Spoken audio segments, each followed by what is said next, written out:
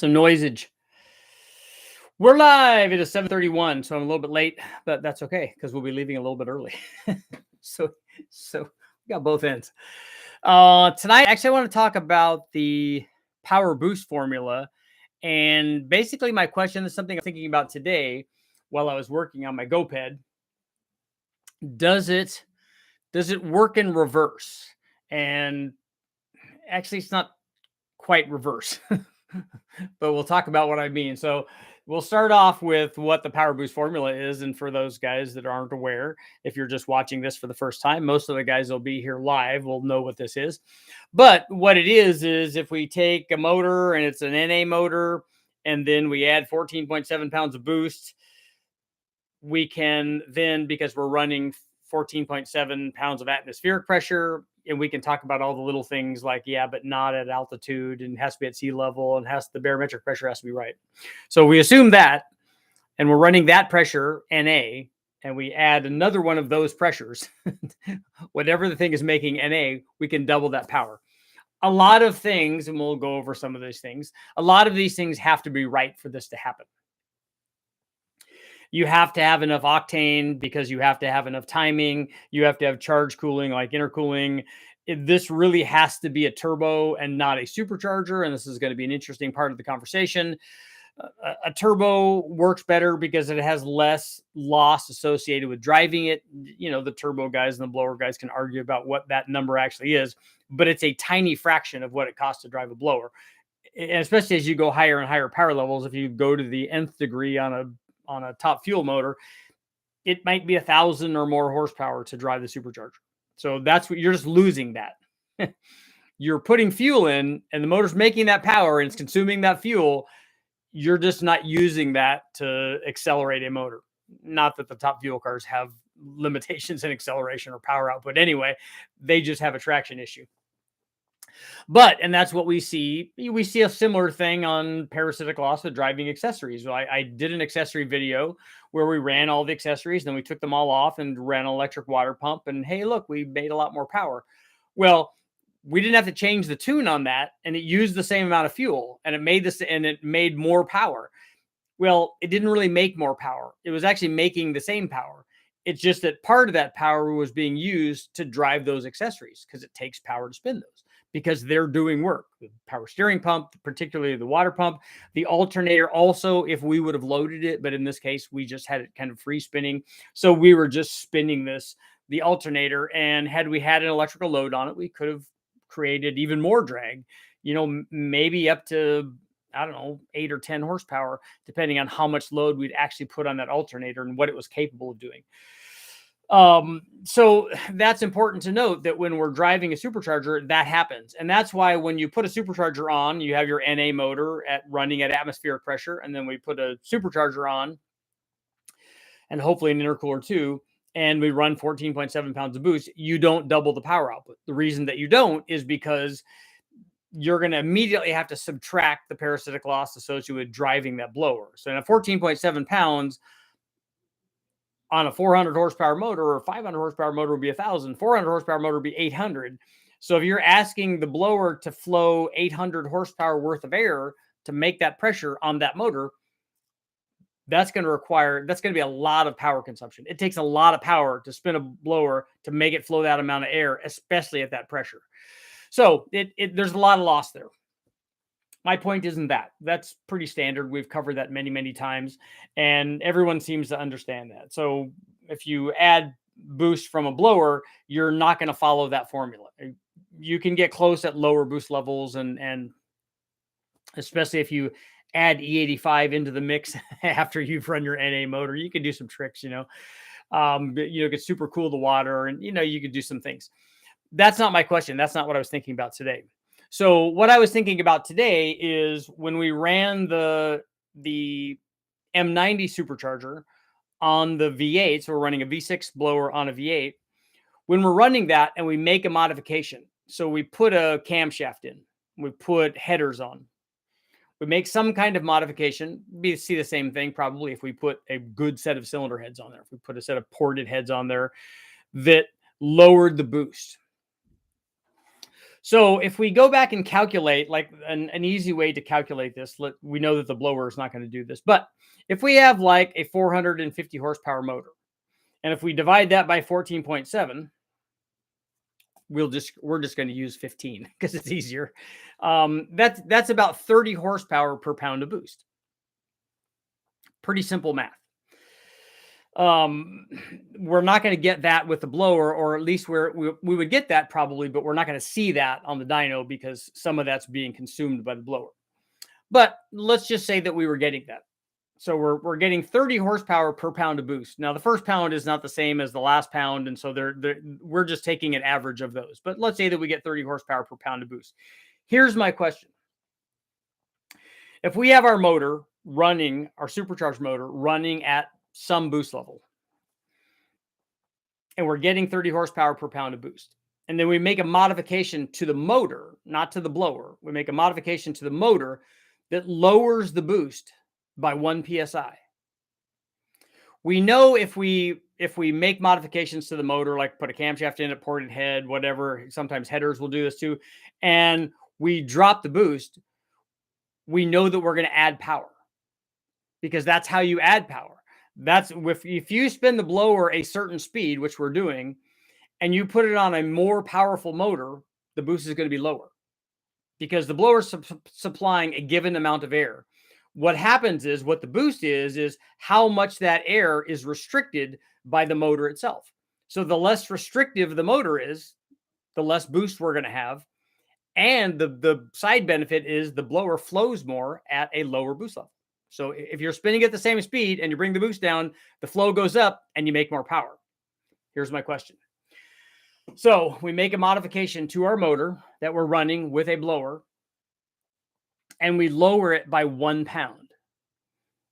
In our scenario where we're getting 30 horsepower per pound, if we lower it by 1 pound, do we pick up 30 horsepower? So that's my question. So we don't even really know what the modification is.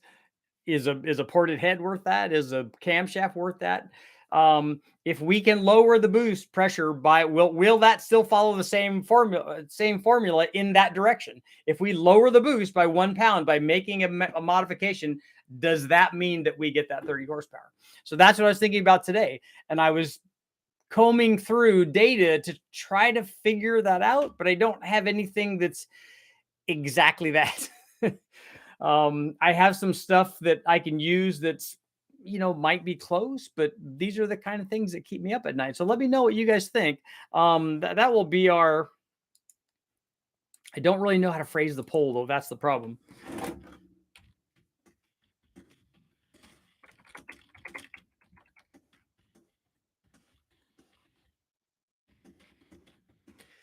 This is going to throw people off.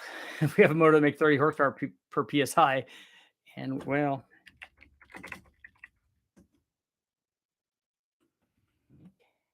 and NA mod.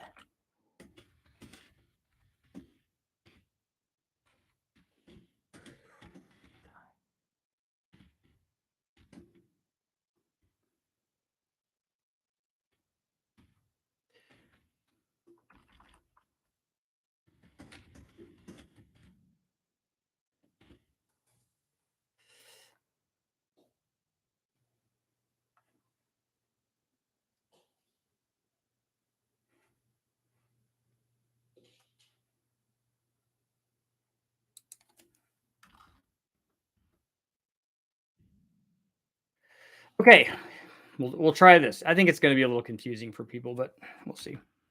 If we have a motor that makes 30 horsepower per pound of boost, and we make a mod that drops boost by 1 psi, is it 30 horsepower?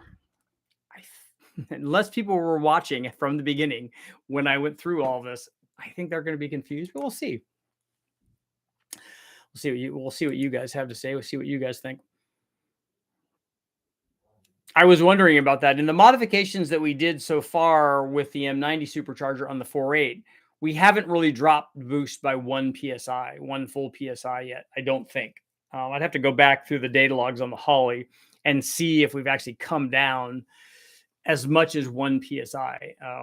Maybe we'll, most people think, well, you drop boost by 1 psi. That means you put a bigger blower pulley on it and you drop boost, that's going to make less power.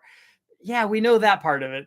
But if we're still spinning the blower the same and all that stays the same, and we make the NA motor more efficient and we drop boost by 1 psi, does that equal, is that going to the same thing? Is that going to be 30 horsepower just like these other ones were?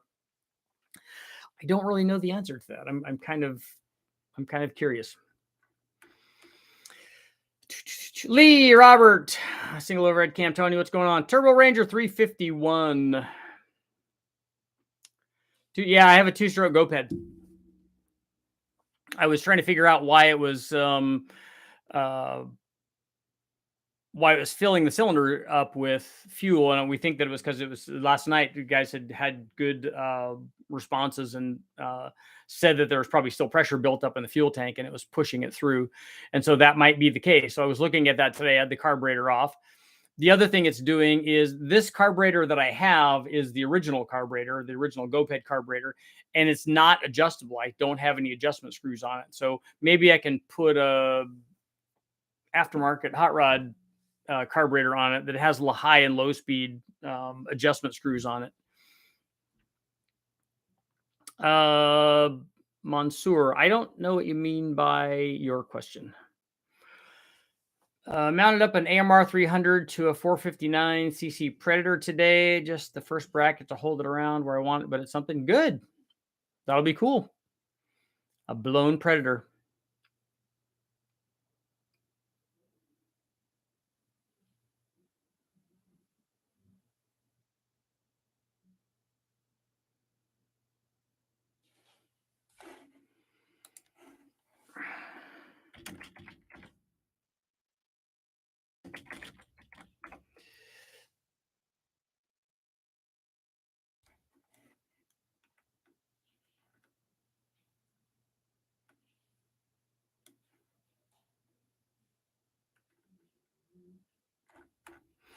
Why is 1 bar 14.5 and 1 atmosphere 14.7?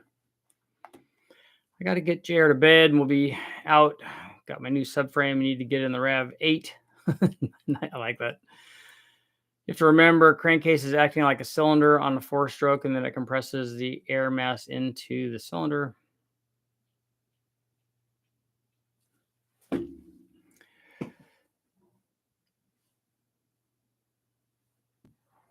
The big Moroso alternator pulley on my 3.3 actually seemed to increase power. If you slow the alternator speed down, it will do that. Underdrive pulleys do that. We know that. I mean, you'll just see more power to accelerate the vehicle. Scott, what's going on? Can't wait to find a 2000 Cherokee to cam and then put an M90 on it with a 3-inch pulley. Build a forklift for it and stack her on 38s. Nice.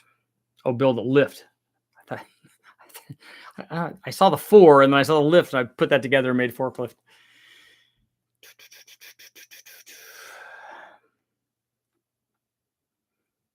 Should be divided by 28.7 or 30 instead of 14.7 or 15. No, we don't have to do that.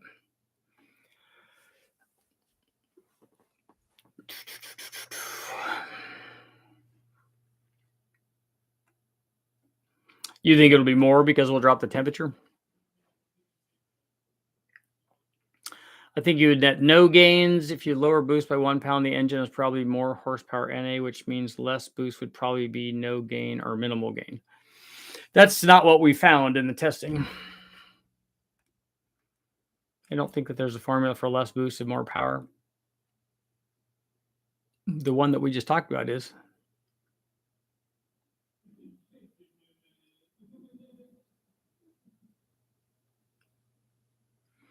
Radial superchargers don't flow a fixed amount of air, only positive displacement like screws or roots. But we see the same thing with centrifugal blowers as well. Turbos are a little harder to do because they just increase the impeller speed to produce because they're throttled by boost pressure by the wastegate. But the blowers are done with blower speed. But when we run a centrifugal Vortec, and we, for instance, when we put a camshaft in and we go from a stock camshaft to some sort of performance camshaft, we make more power and the boost comes down, even with spinning the blower at the same speed. So when the boost comes down, when you're running the blower at a fixed speed and the boost comes down, you're going to make more power. Stock LS2 motor with a Texas speed 238, 242 cam. Does that cam fit in the stock LS2? 238 is pretty big. It will have adjustment screws, but California requires them to be plugged off so people can't access them. So they're going to be hidden somewhere on that carburetor. I looked around, but I didn't see them.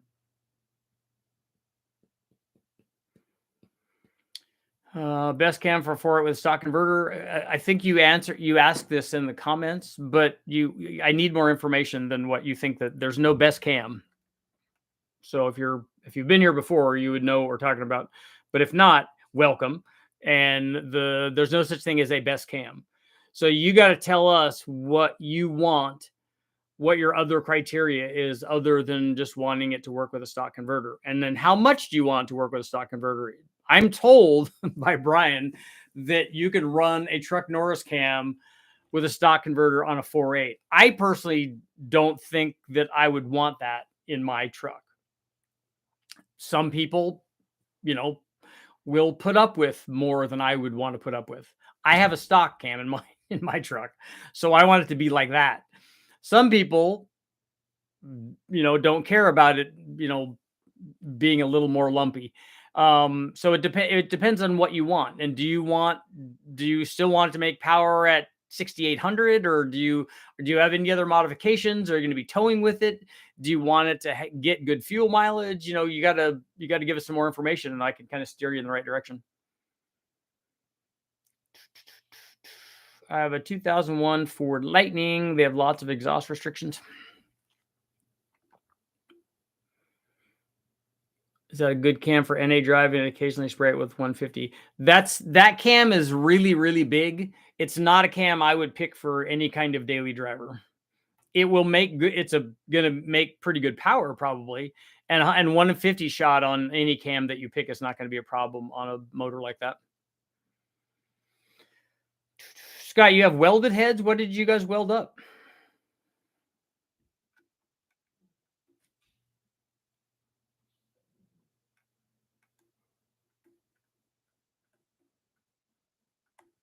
Pascals. No, we're not going to do it in pascals.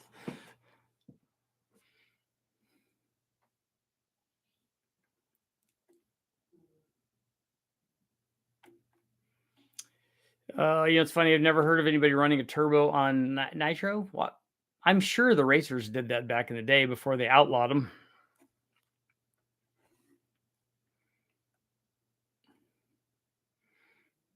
I have a 2012 Camaro SS. I'm running Turbonetics Smog Legal Turbo Kit. Turbonetics has a Smog Legal Turbo Kit for a 2012 Camaro? Wow. Is a stock air filter housing more restrictive than a cone style?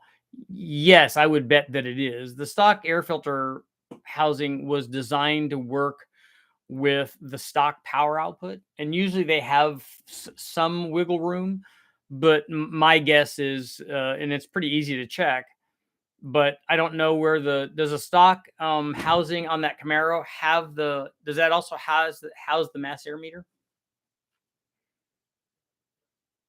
I thought it was because the fuel coming out would be too hot for the turbo and destroy it. Oh, you mean on the exhaust side?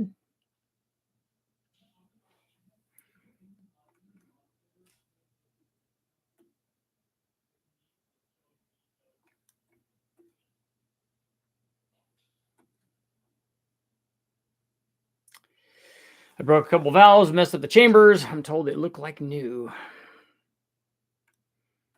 A Gen 5 LT1 had an oil pump failure. It was making 560 wheel horsepower, building a 416. I heard of guys only making 560 to 580 with 416s NA. Given the same peak hours, would you expect for how much power would you expect? A 416 should make more than the 6.2.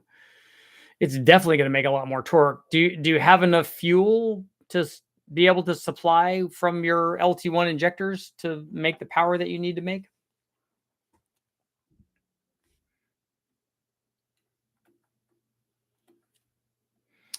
Yes, it fits, no issue with valve clearance. Yeah, that's a big cam. It should make power.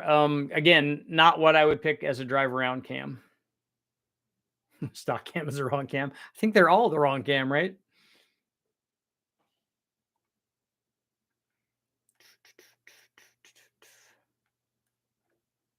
Scroll.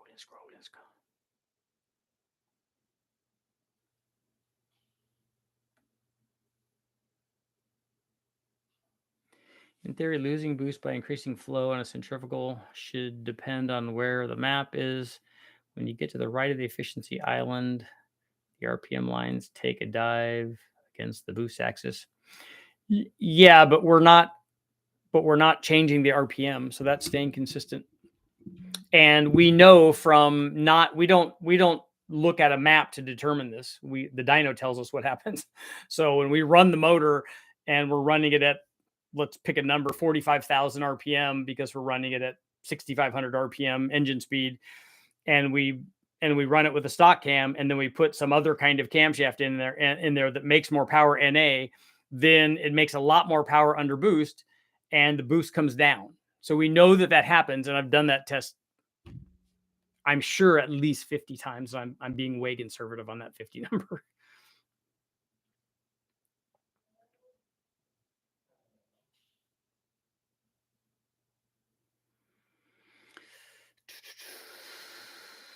I have a Trek Norse cam and no stall, and you don't like it. I judging by yeah, I just don't think it's. I don't know that I would, and Brian will probably kill me for saying it, but I don't think that I wouldn't put a Trek Norse cam in my 5.3 and with a stock converter. I don't think it will idle the way that I want it to idle.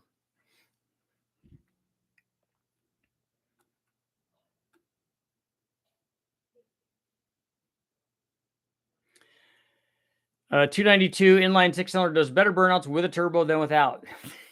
I'm sure that's probably a fairly accurate statement.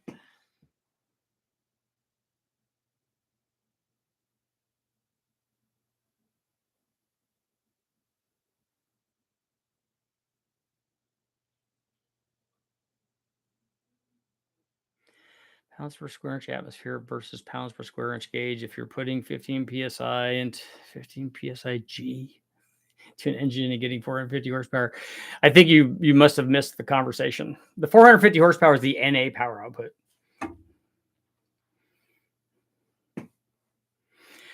And so we know 450 horsepower divided by, I just divided it by 15 because it's easier than 14.7. But that gives us roughly, because we know that we can double 450 horsepower if we run 14.7 pounds of boost, roughly.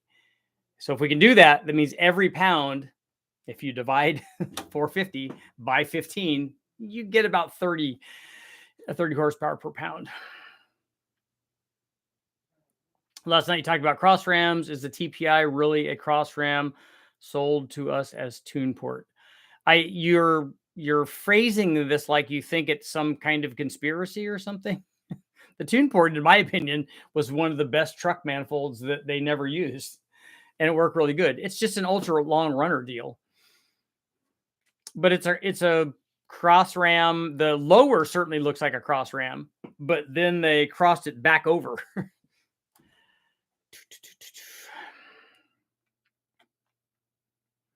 How much power should I expect to add? You mean just from putting the cam in? I thought you said that the cam fits and you already have it in.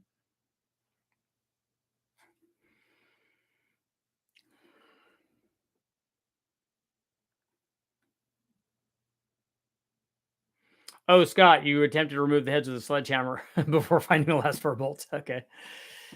That would be a problem.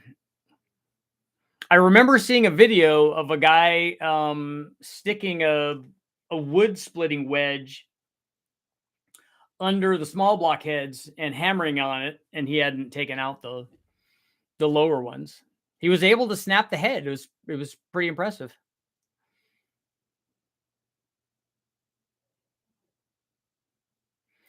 283 duration is big. My new cam's at 253, 256. Stock bottom end 370. How are you going to fit a 253 on a stock bottom end? A 253 duration cam won't fit stock piston to valve clearance. Not that I know of.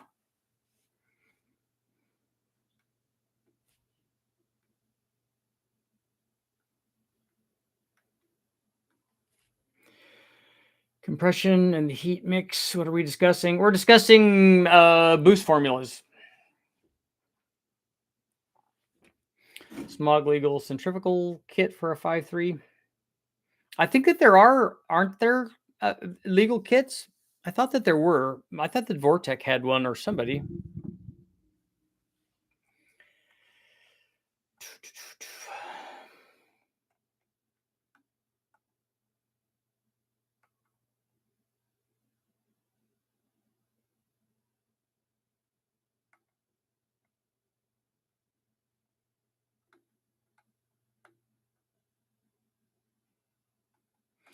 They don't make the kit anymore because Turbonex merged with Precision. I got the last of the smog legal kits they had. I use a sock.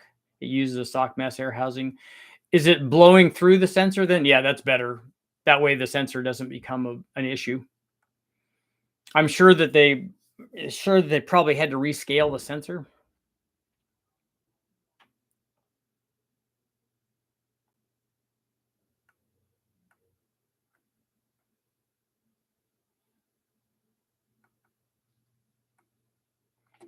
RV cams and long tube headers in truck would be great. That is a good combination. Salvador. Yeah, the guys from Engine Masters. That's Freiberger and Dulcich and Brule.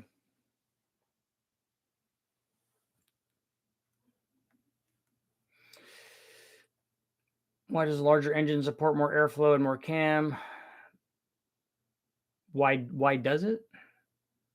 Every time the piston moves up and down, it has more air, has more displacement, so it draws in more air and pushes out more air.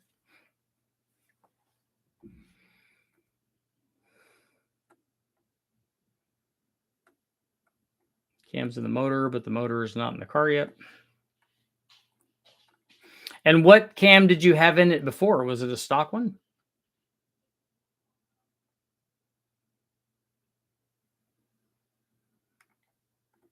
I'd rather have a stall than a cam any day of the week. Also, whoever has the 292 props you for going the unbeaten path. That's definitely other guys' stuff. It would be an interesting comparison to take a truck and run it at the drag strip and then put a converter in it and tune it, and then put a camshaft in it, but with a stock converter and tune it, and see which one of those actually goes better at the track. What do you guys think? Converter versus what's our 54% no, 46% yes. LSX block, studs and head extend into the lifter valley, and that's really hard to see behind the lifter bars. Yep.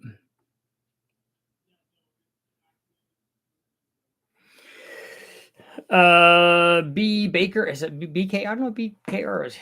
Yeah, I this was a little complicated. Maybe I didn't make it clear. What would be considered too small of a plenum? Half of displacement, doesn't matter at wide open throttle or when under boost. I don't know the answer to that. I haven't. I'm convinced that so far that plenum volume has, in my testing, plenum volume hasn't really affected too much, except way down low.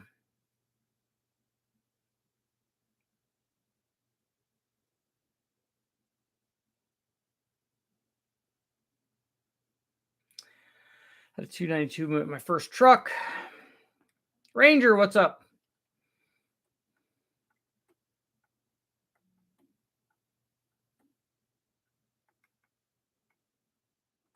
What effect would a 280 cam have on a 5-liter versus a 6-liter, and why? That's a really, really long discussion. A camshaft on a smaller motor, if everything else is the same, a camshaft on a smaller motor is going to make power at a higher engine speed typically than it is on a bigger motor. On a smaller motor, it's going to make power higher than a bigger motor. And depending on all the other things, because we could nitpick this thing to death, the specific output should be higher on the smaller motor than it is on the bigger motor.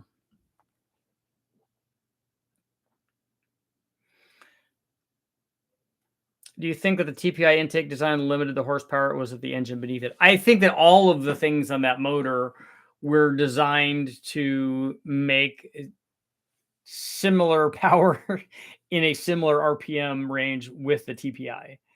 I don't think you could change one thing like we do on an LS. Like if you put a big camshaft in a tune port motor, it doesn't make huge power. If you put airflow research heads on a tune port motor, it doesn't make big power. If you change the tune port intake manifold on it and put a different intake manifold on it, it can be better, but it still needs a cam.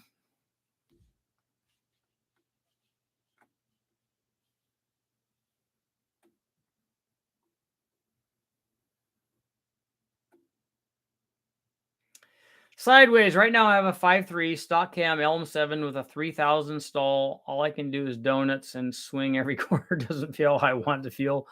Looking to go for Ken block drifting. So do you want more burnouts or less burnouts?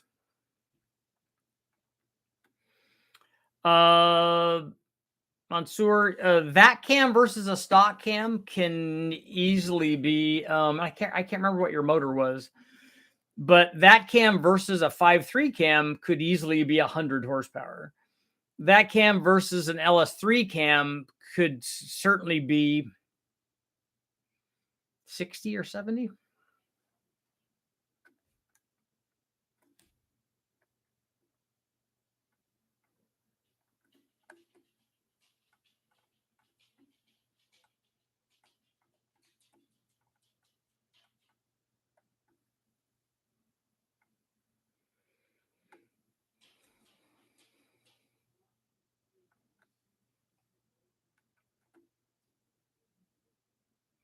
Probably want to go manual for drift or full manual valve body on the automatic trans. Cam all day because save the manuals. Best cam for a 4.8 with a stock. Soy sauce, you need to stop asking that question. Otherwise, you're going to get eliminated. You've asked the question a bunch of times now, and we've already answered that. You need to provide more information.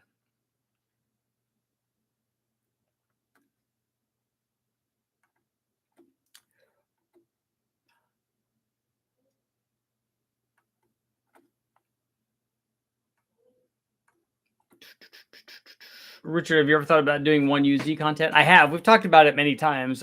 It's not from lack of desire. It's just from what it takes to get that working on an engine dyno.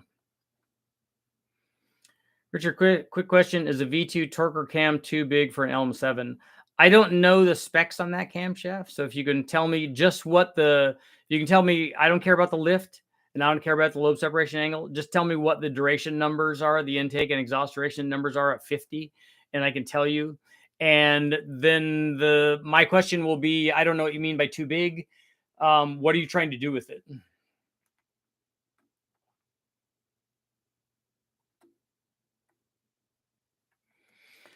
Modular power.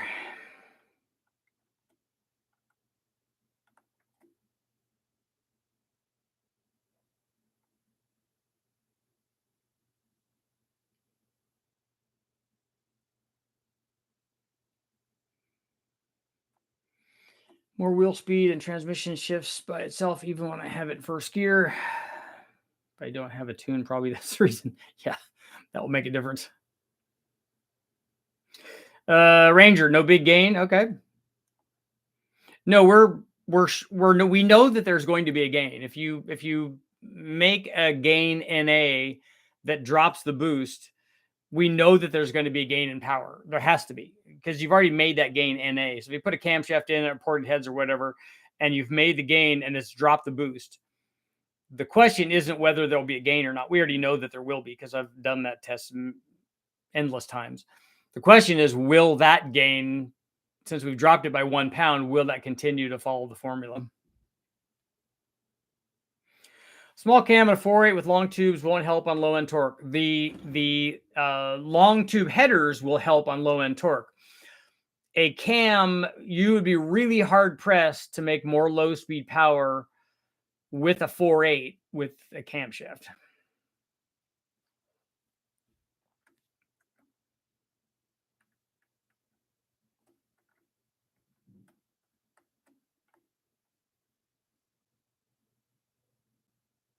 And when you explain, can you give ways to increase the boost back up? Yeah, getting the boost back up on the supercharger is just a matter of changing the pulley. That's okay. But it's actually better to have less boost and more power. That's the ideal combination. Then you can add more boost. But that's just changing the pulley. That's really simple.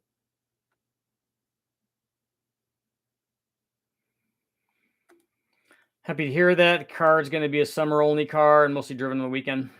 Okay. Yeah. If it's not a thing that you're driving around every day and you're going to put up with some drivability stuff. If it's a manual trans, it will be easier to do. It'll be less problematic than having an automatic. If it's an automatic, a cam like that, definitely going to have a converter change.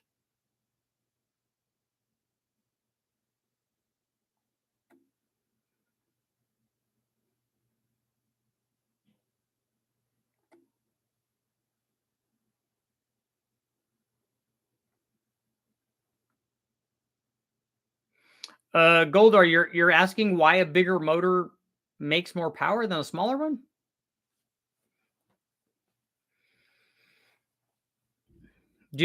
Are you thinking that if you put a 280 cam in both of them, they both should make the same power?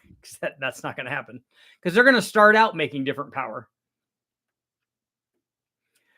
Got my car cleaned and covered today for winter.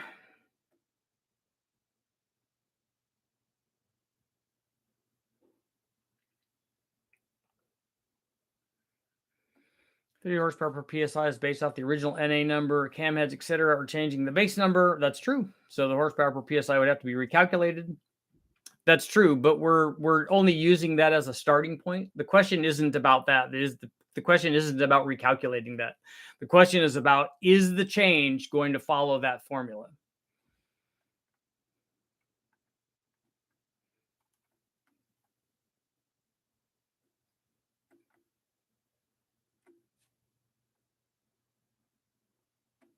So for example, to answer the poll, would it be worth it to drop compression to be able to advance time to make more power? That actually has nothing to do with the poll question. That's a whole different thing, but that has nothing to do with the poll question. I'm dealing a 383 with a 243, 257. Still driving in traffic, no problem. Has a 3000 stall converter. Yeah, if you have a converter in it, and gears also help that too.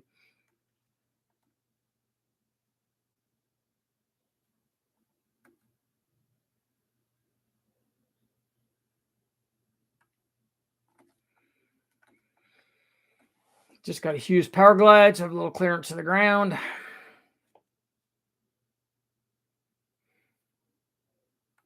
Let's see here.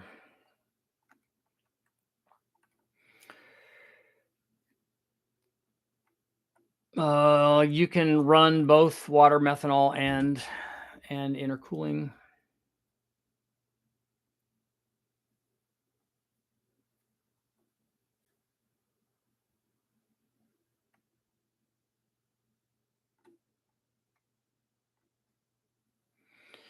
You would drop compression to add boost, not timing. You'll get more from the boost than from the timing. And actually, if you drop compression, usually the combination wants more timing. We saw that on 317 heads versus 799 or certainly 706 heads.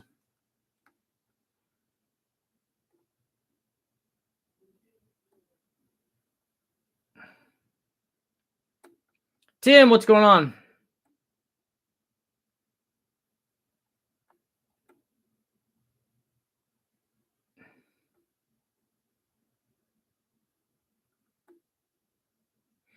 Would it be worth it having a supercharger driven off the drive shaft? No, that would be a terrible idea.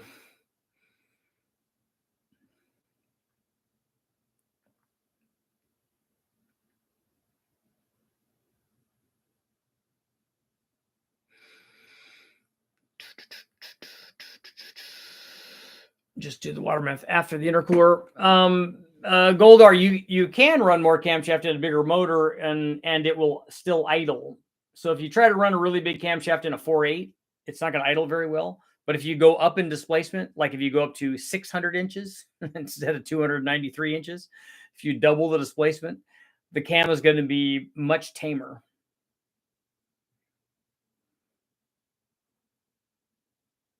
Let's all go in on a welder. We'll move it around like a timeshare. Off topic, do you have a sound clip of your favorite big block Chevy cam? I don't. I'd have to go back and look and see if I have video of it. I don't normally do idle clips because I don't normally spend a lot of time dialing in idle. More so probably on a carbureted one than a fuel injected one. Just so that it returns and doesn't die, basically, is all I care about. Does anybody know for sure if late 90s Ranger and late 90s Explorer use the same running gear? I'm really looking at a 5-liter Explorer, but can't find anyone who's done it, but plenty of Rangers. Did a Ranger, was even offered with a 5-liter?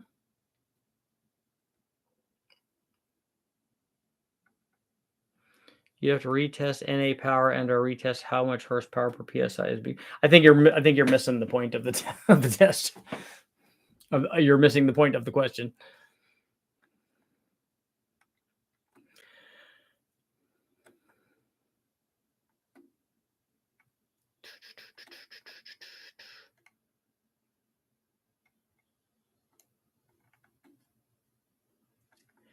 TPA on a small cam, the intake becomes restriction. Heads are right behind it.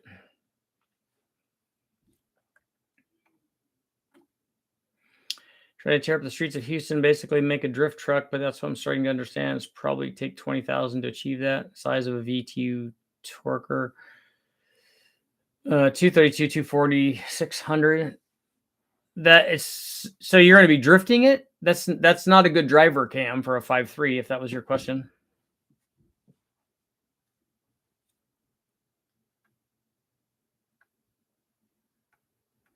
Think you could run a supercharger off a hydraulic fluid, somewhat like a RAM system? I don't know why you're wanting to do that. Somebody on YouTube, somebody sent me a video of the guy on YouTube that's running one on an electric motor, and you could do that. But if you're wanting, are you wanting immediate boost or something? What are you trying to do? Because there's other forms of supercharging that will give you that. Or you could just put a turbo on it.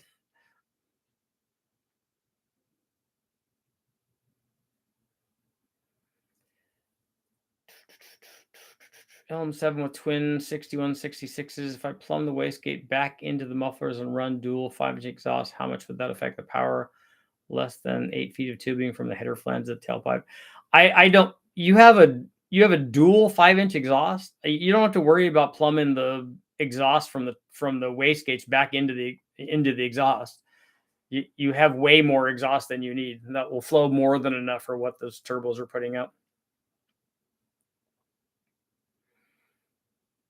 James, the poll question is complicated. It's complex.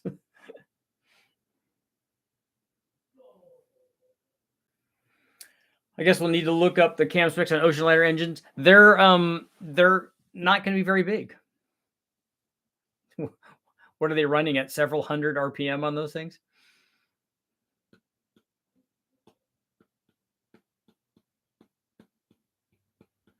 Oh, his is a 4.8?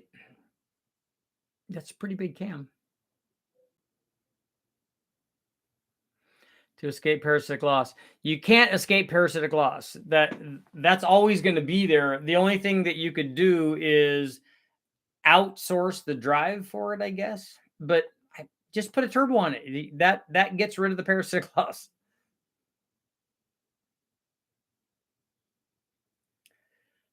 Late start, behind now, but would impeller chart provide any information? Not on the poll question, it won't.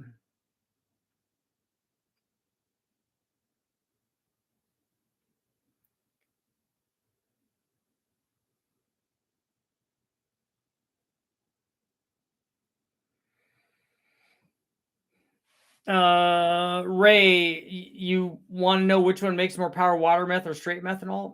Straight methanol would make more power. That's not really the concern. My concern for that sort of injection is, can you get it evenly to all the cylinders?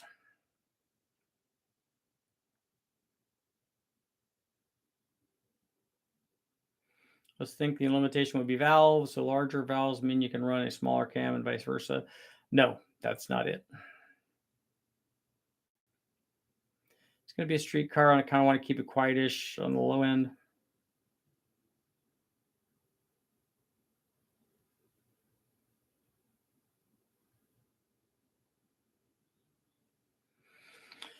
Boost shouldn't ever be the goal. Airflow should be. Answered every question. Put a turbo on it. Yeah, the answer to a parasitic loss question is definitely that, and everything else.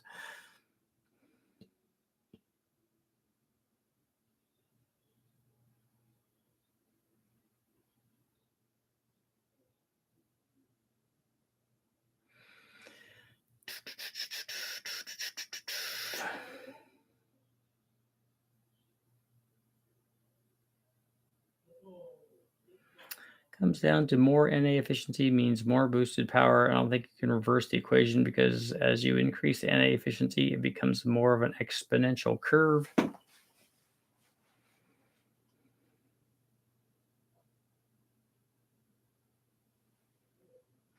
Direct body Camaros is best as supercharger to keep the climate control in the car. Again, that's all. You have to decide the thing that you want. That's why when we talk about having the best cam or the best form of forced induction or whatever, that's all subjective. Because, you know, if a guy's going racing, he's going to do one thing. If he's putting it in the car that he wants to take his wife out for date night in and wants to do it in the heat of summer and in the dead of winter, he's going to want different things in that car. The mod isn't 30 horsepower. It's NA horsepower that was multiplied by boost. That's 9 to 10 horsepower. Nope. The gain would be 30 horsepower per pound. That's based off a 450 horsepower NA combination. So we know that every pound of boost is worth 30 horsepower. That isn't the question. You're not trying to figure something else out. That's a given. What we're trying to figure out is if we drop it by 1 pound by increasing the NA power output, is that 30 horsepower?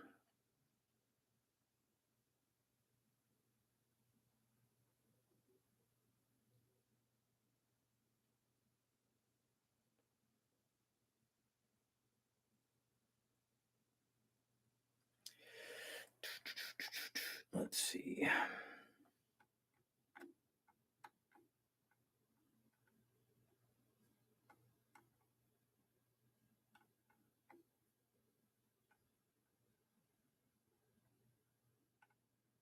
Can a volute injection solve distribution issues? ProMeth released a neat kit I've seen interested in, but also concerns me about condensing in the air cooler and causing the same issue. Ray, honestly, I've talked to a couple of people about that, some sharp guys that use that stuff, and they say that injecting the water methanol and or methanol pre-turbo or pre-blower helps with atomization and distribution. I don't know how a liquid can do that, and I also don't know how a liquid cannot recondense when it hits an intercooler. I don't know how it doesn't puddle when it hits the intercooler. I don't understand how that happens. I'm not saying it's impossible, but I'm saying that in the ones that I've seen,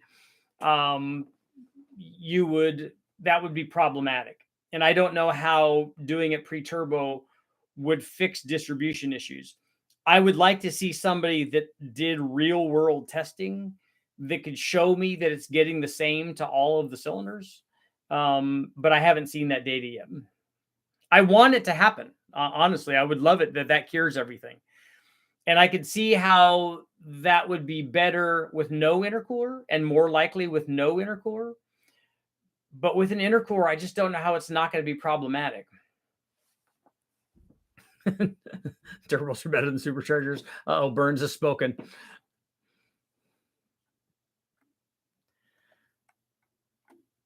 Richard, have you done an inline six versus a V8 comparison? No, I haven't, but I think I know what's going to happen there, but I still would like to do it. The problem is that, like in that description right there, because people ask about that. Well, the inline six cylinder makes more torque. No, because that's not what makes torque. It's not the engine configuration doesn't make torque. The displacement makes the torque. Now the question would be, is how do you configure those motors? What camshaft do you have in them? Is it the same cam? Is it the best cam? What's the runner length on the intake manifold? What are the cylinder heads? What's the cylinder head flow? What are the valve sizes? What's the compression? What are all of these things? Then are you going to try to equalize them, or are you going to try to do a comparison between this was a stock one of this year in this truck and this was a stock one of this year in this truck, and then run them? So we have, when you test stuff, you ask yourself all of these questions. How do you, how are we going to test that? Like, what's the test procedure going to be? And then whatever that test procedure is going to kind of dictate what the results will be, or help guide what the test results going to be. Have you ever tested an LS2 intake manifold out of a Corvette? Yes, many times.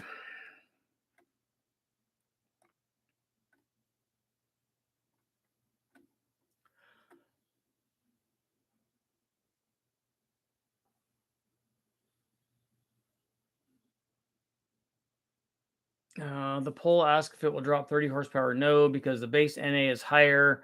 So the horsepower per PSI number changes from 30 to 35. So you think it will, based on that logic, you think that it will be more than 30 horsepower then in our theoretical discussion?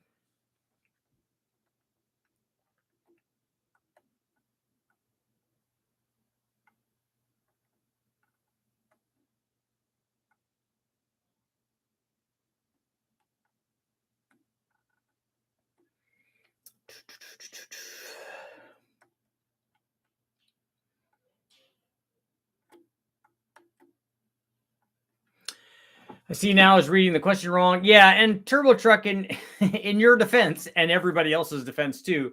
When I first started this adventure and was writing that's why I went through a lengthy discussion at the beginning of this about what the question would be, and that I knew that when I was writing the question that there was going to be a lot of confusion on the question.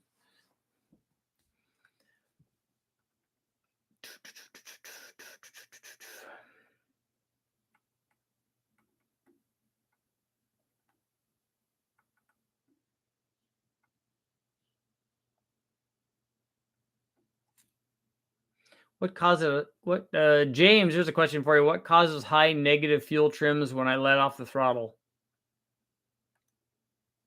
This is during a hard decel? Isn't it shutting the fuel off at least momentarily on a hard decel?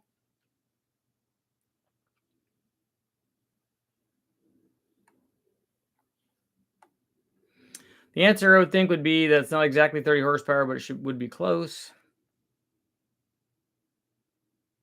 Your Brandon, your boost is broken. you're only running 9 pounds and it won't turn up.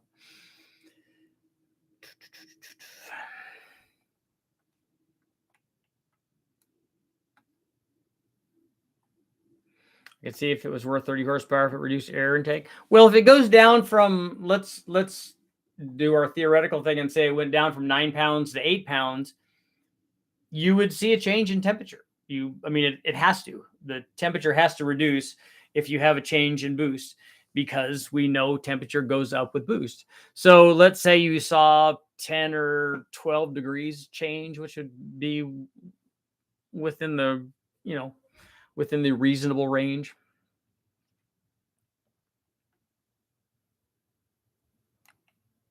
Does a Vortec make more power due to decreased force to turn the blower? Does it make more than what?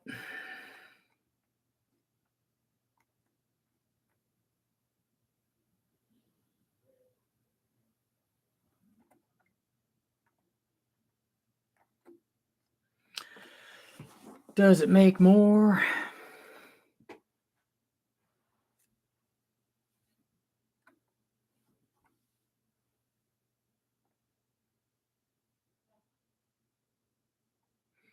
Okay, so if increasing the valve size doesn't mean you can run a smaller cam. Well, what is it you're trying to do here, Goldar? I don't understand why you're trying to equate things that are not equatable. Why do you want to run a smaller cam? Why do you want to run a bigger cam? Why do you want to change the valve size? What is it you're trying to achieve here? If you can get me that information, I can kind of steer you in the right direction. Bigger valve sizes don't necessarily mean that you're going to increase flow. If you have more head flow, you can run a smaller cam and make the same amount of power, if that's your question. That's something that import manufacturers found out long ago. That's why you look at a Honda head, a K series or a B series, or heck, even a D series head. You look at what those things flow, and then Honda was smart and included them with really good camshafts also, VTEC camshafts, no less.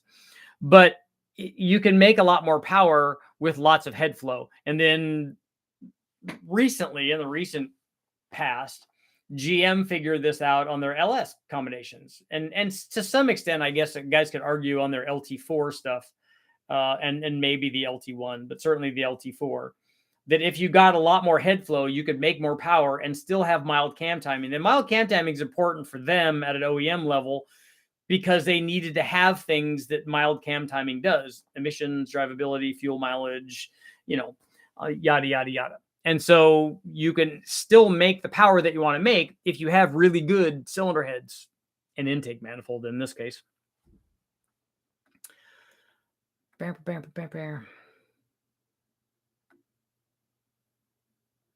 A mod that drops boost could merely mean reducing restrictions in the intake, ergo making the intake system more efficient. Yes, you could pick up power by putting a better intake manifold on some applications. Camshaft does it, cylinder heads do it, intake manifolds do it, long tube headers can do it on a supercharged combination.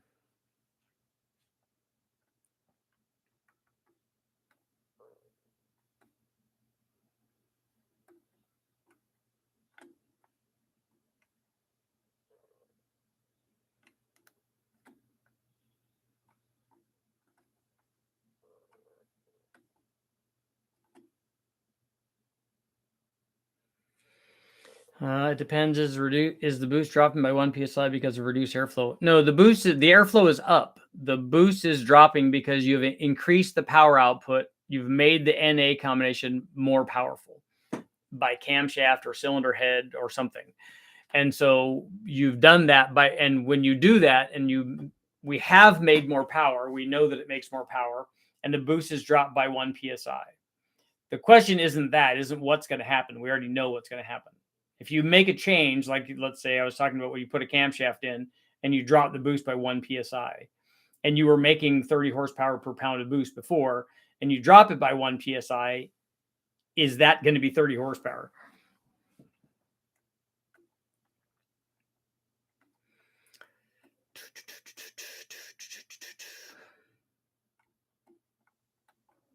Man, I'm having trouble keeping up here.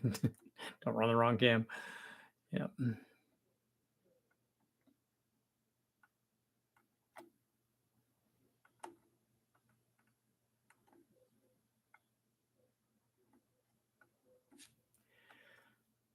Let's see. My only concern is who would I trust to re-sleeve my LS1 block?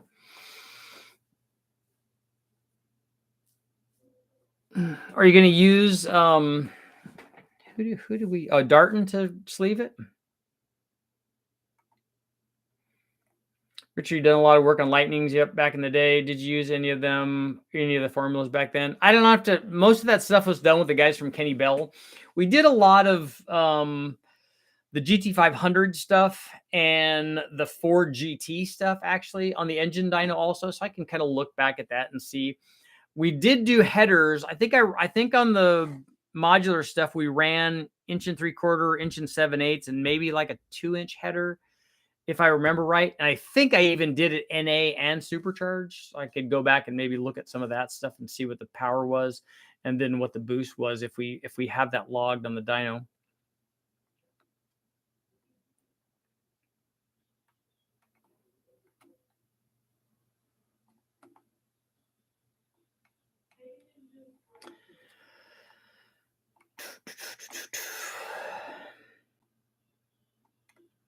Opinion on D-stroke 400 to 377 versus stroke to 434. The bigger motor makes more power.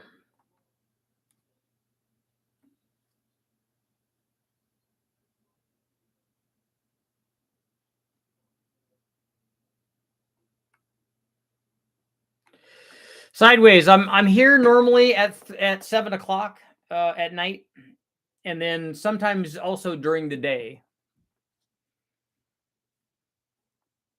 Okay, James, you talked to him about DFCO. I like DFCO.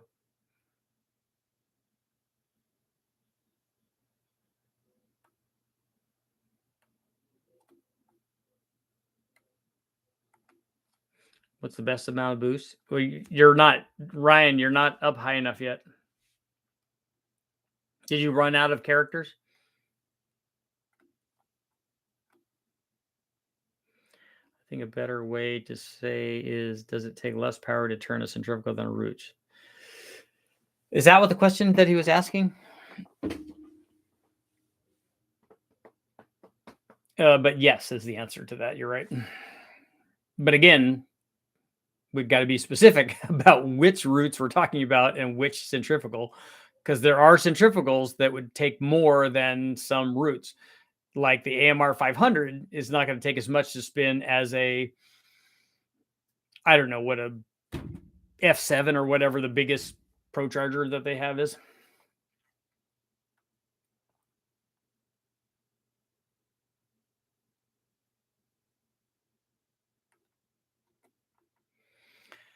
Just don't run the wrong cam.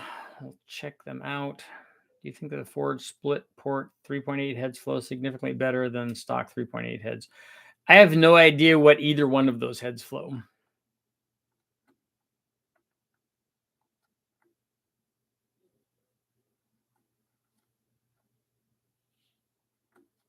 Our street stock circle track cars can only run, you can only run 380 lift. Is that a valve lift number, or is it a lobe lift number?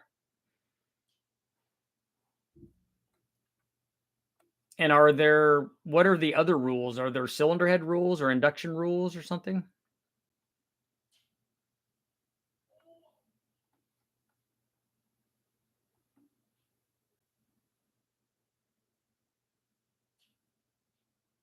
What would be an ideal compression ratio to stay on pump 93 and E85 and run 38 PSI?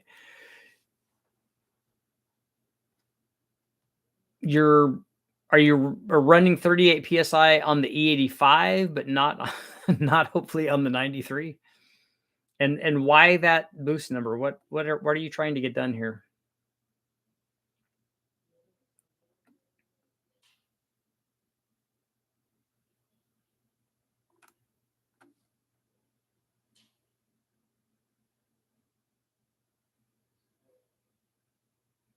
Happy to see Robot Cantina decided to experiment with the AMR 500 this go around. Did he have something different in it before?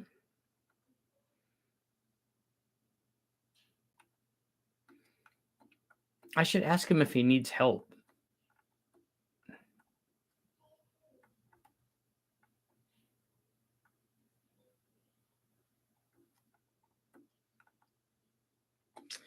Did your buddy ever get the NSX going? Yeah, he ran at the track and broke an axle, but he's got it back together.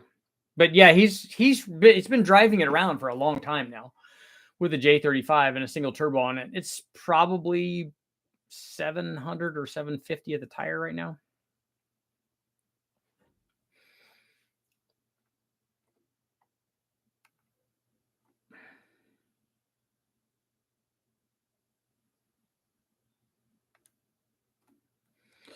Goldar, you're equating the wrong things. You should choose your camshaft based on what you want to achieve, using the motor that you want to achieve it with. If you have a 4.8 and you want to do something with that 4.8, we can help you select a camshaft. If you want to do that with a 5.3 or a 6.0 or a 6.2 or a 7 liter or a 10 liter, whatever it is you want to do, we can help you select that. If you have a power goal that you want to meet and you have a small motor, it's going to take more camshaft to get there. If you have a bigger motor, it will take less camshaft to make the same amount of power.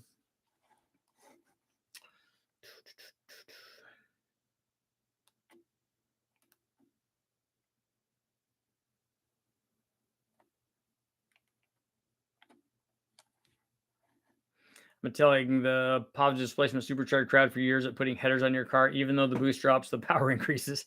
That's like a win-win.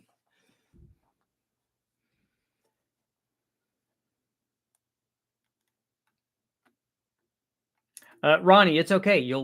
It's okay. You don't have to worry about it. Can a 500 horsepower small block Chevy be streetable, or is it too much? No, it can. It just would be better if it's bigger. A 383, a 500 horsepower 383 could be drivable.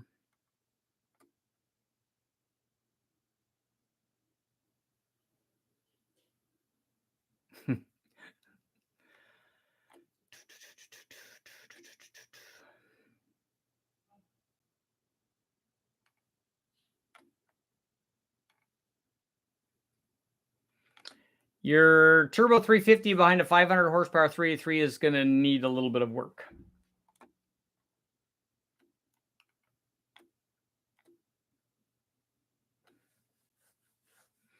Yeah, Jackson, that's it. You get it.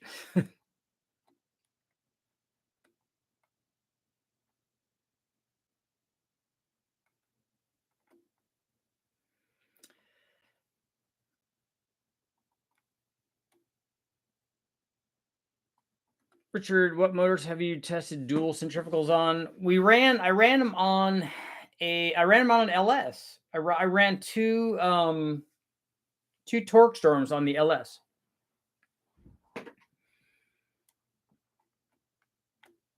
One degree equals 1.4 horsepower. Where does that formula from? Richard, do you have any videos dining a 60s Buick? No. The only Buick I've ever run is a 455.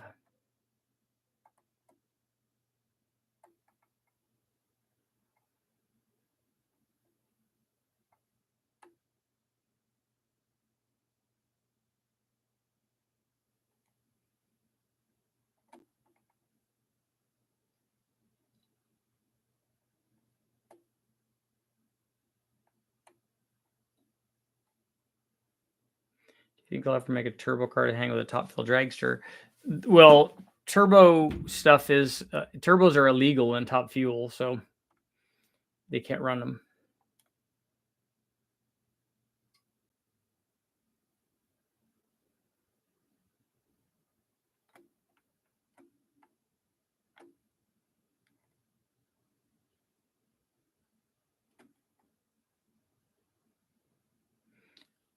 Scott, what is your question about cam and rocker and pushrod correlation? You got to be more specific than that.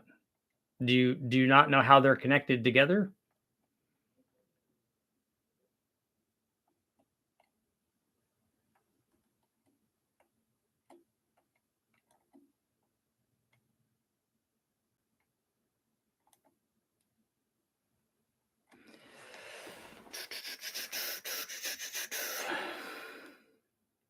Yeah, turbo Kubota, but it wasn't working for him, so he's using an AMR 500.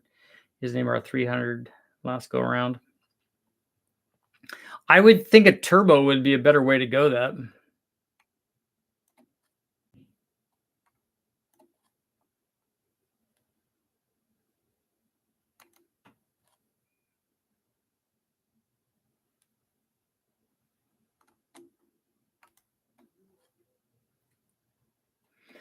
Richard, have you ever messed around with Rhodes lifters? I haven't, and I kind of would like to. And I hear both sides of that. That yeah, this technology should work very well. And guys have told me, yeah, it is improved idle by whatever this vacuum amount is. I didn't see data, but they were telling me this. And then I also have people tell me it's just junk and it doesn't work. So I get both sides of that. I've never tested them, but I would like to.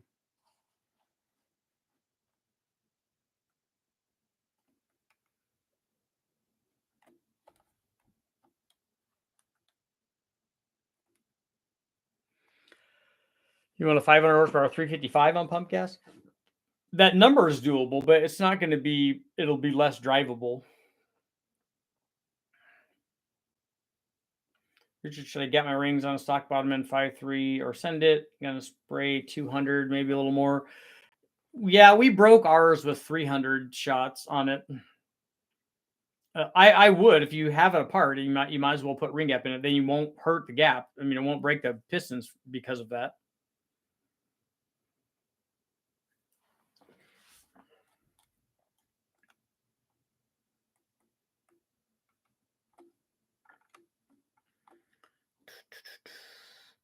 Would twin GT 28s on a J35 be a good turbo size for 700 horsepower? Yeah, I think the right 28s would make that.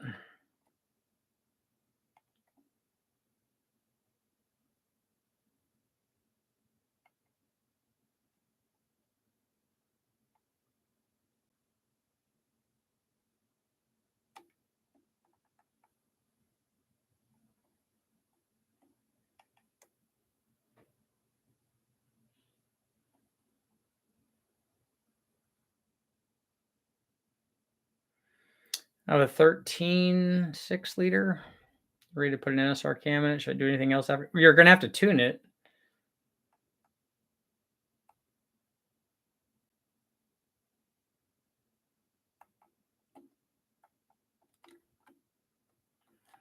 So we'll close out our poll. 53% saying no.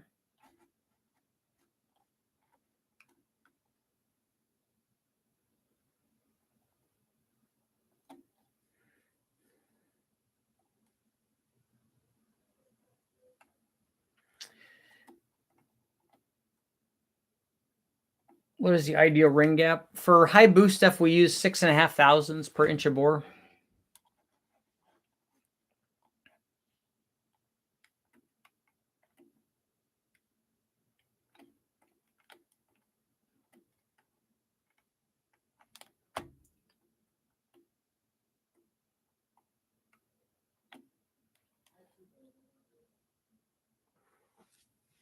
But Ingersoll's car was good. Yeah, that was cool stuff.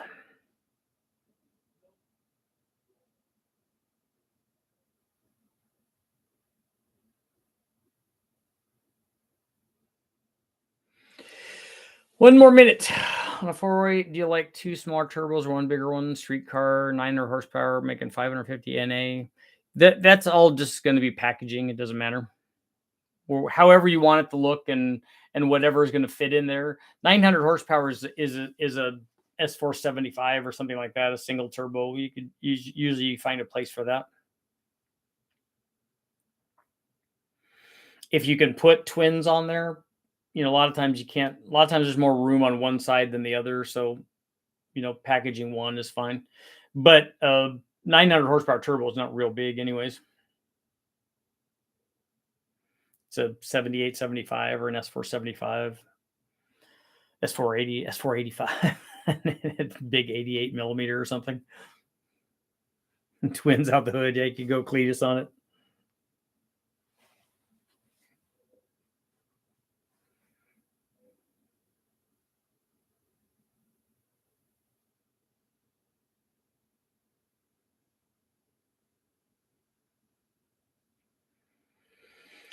Interesting information.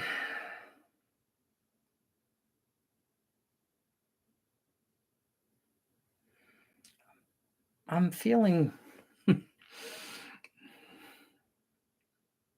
my spider sense is tingling.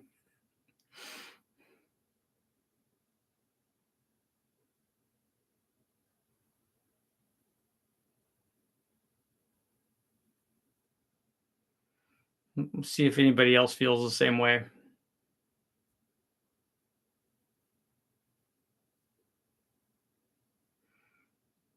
My troll dar has gone off.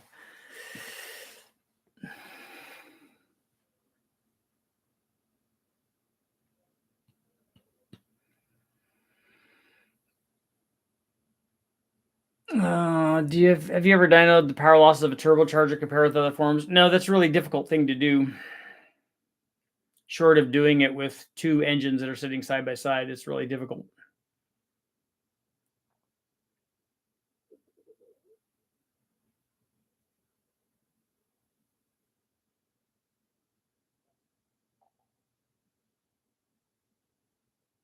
And on that note, it is time to go.